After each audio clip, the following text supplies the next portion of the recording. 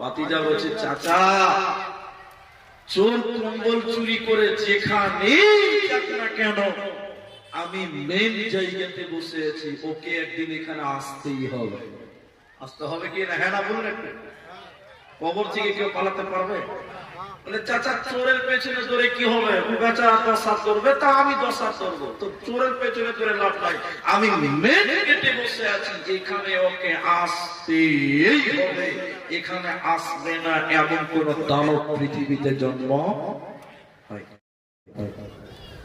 এখন বলবেন মাওলানা, যে লোকটাকে বাঘে খেয়ে নিল তার কবর কোনটা? যে লোকটাকে হাঙরে খেয়ে নিল, টিভি মাছে খেলো, তার কবর কোনটা? দার্শনিকগণ বলছেন, বিদ্বানগণ বলছেন, কবর কোন জায়গার নাম নয়, বরং কবর হলো একটা সময়ের নাম।